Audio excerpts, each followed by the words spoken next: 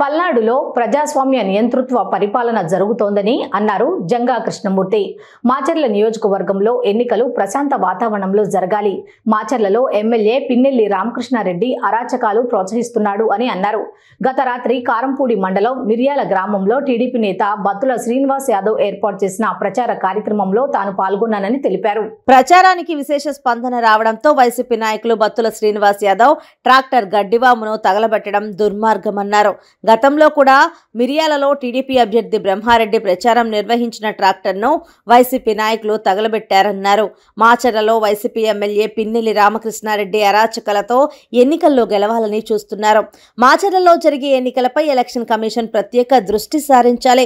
విలేకరుల సమావేశంలో మున్నా రాంబాబు, నేరెళ్ల వీరస్వామి, రాజబోయిన మధు, గుండాల శ్రీనివాసరావు సింగ్, నాగేశ్వరరావు, జల్లల కొండలు పాల్గొన్నారు. ఒక ప్రశాంతమైనటువంటి వాతావరణంలో ఓటు హక్కును అందరూ వినియోగించుకునే విధంగా ఎన్నికలు జరిపించాల్సిన బాధ్యత ఎన్నికల కమిషన్పై, ప్రభుత్వ ఉద్యోగులపై, డిపార్ట్మెంట్పై ఉన్నది వార్త.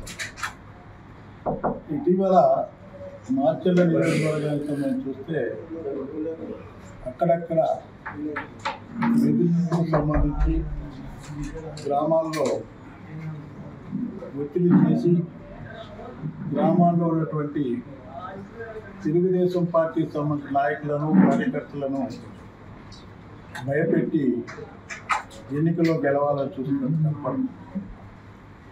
నేను ఇటీవల మిర్యాల సంబంధించి అంటే దుర్గి మండలం మిర్యాలకు సంబంధించిన కారంపూడి మండలం సంబంధించి మిర్యాల గ్రామం వెళ్తాం జరిగింది. ఆ మిర్యాల గ్రామం వెళ్ళినప్పుడు బత్తుల శ్రీనివాస్ యాదవ్ అనే సంబంధించిన నాయకుడు మిర్యాలలో కార్యక్రమాలు ఏర్పాటు చేసి అక్కడ ఉన్నటువంటి తెలుగుదేశం పార్టీ కార్యకర్తల్ని, తెలుగుదేశం సంబంధించినటువంటి సానుభూతి పరుల్ని, ప్రజలు కూడా ఒక సమావేశం ఏర్పాటు చేయడం జరిగింది. ఎందుకంటే ఆ సమావేశం ఏర్పాటు చేసి మేము బయటకు వచ్చిన తర్వాత బత్తుల శ్రీనివాసరావు యాదవ్ సంబంధించి ఒక తక్కువ సంబంధించి గడ్డి ఉంటే ఆ గడిని మొత్తం కూడా తగలబెడుతుంది. ఆ రోజే కాదు, నేను తెలుసుకునే విషయం అంతకుముందు కూడా తెలుగుదేశం పార్టీకి సంబంధించినటువంటి అభ్యర్థి బ్రహ్మారెడ్డి గారు కూడా వెళ్ళినప్పుడు ఆ మిర్యాలకు సంబంధించి బయటికి రాగానే అక్కడ ఉన్నటువంటి ట్రాక్టర్ చాలా బాధాకరమైన విషయం. ఎందుకంటే వాస్తవంగా పల్నాడు ప్రాంతం లక్షల కార్పణ్యాలకి నిలైన ప్రాంతం. కానీ మనం గత 15-20 సంవత్సరాలు చూసుకున్నట్లయితే మన జీవన విధానాల్లో అంతేకాకుండా విద్యకు ప్రాధాన్యత ఇవ్వటం, పల్నాడు ప్రాంతంలో విద్య నేర్చుకోవటం వల్ల కూడా అనేక విధాలుగా ఉన్నటువంటి ఆ ఫ్రాక్షన్స్ సంబంధించి తగ్గినపైతే మనం చూస్తున్నాం గ్రామాలకు సంబంధించి.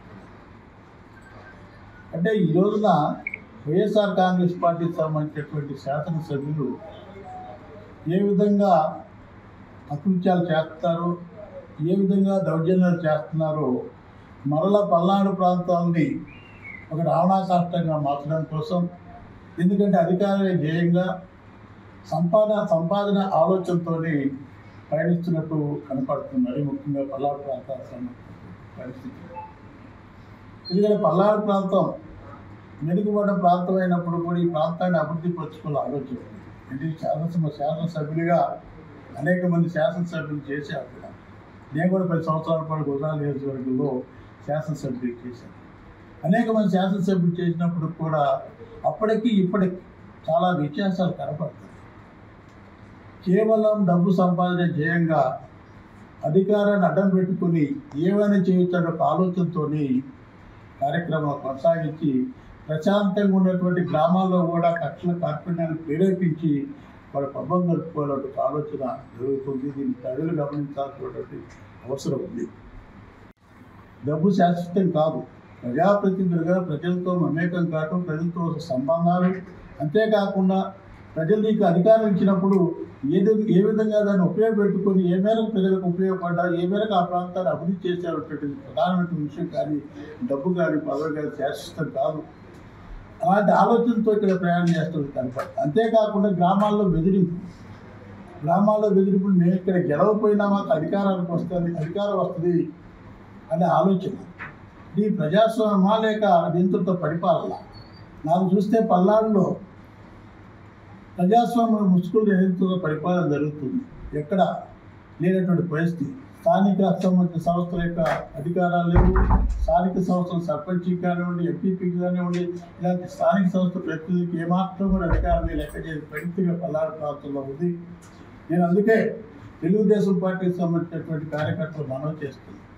మీరు ఏమాత్రం కూడా అభద్రతా భావానికి గురి కావద్దు.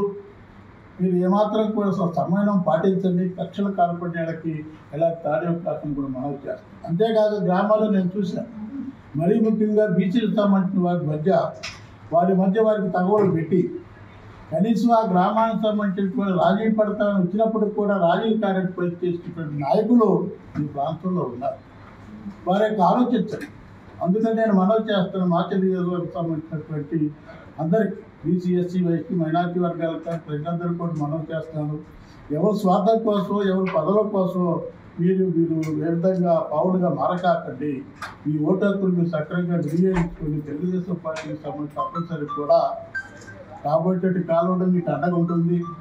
అదేవిధంగా తెలుగుదేశం పార్టీ కార్యకర్తలు సమయం పాటించమని, అదేవిధంగా నేను జరిగినటువంటి మిర్యాలకు సంబంధించినటువంటి సంఘటనని పోలీసులు కూడా రిపోర్ట్ చేయడం జరిగింది. ఎన్నికల కమిషన్ కూడా పంపించడం జరిగింది. కాబట్టి వెంటనే వారి మీద యాక్షన్ తీసుకొని దోషులు ఎంక్వైరీ చేసి దోషులకు సంబంధించిన శిక్షించాలని కోరుతున్నాను.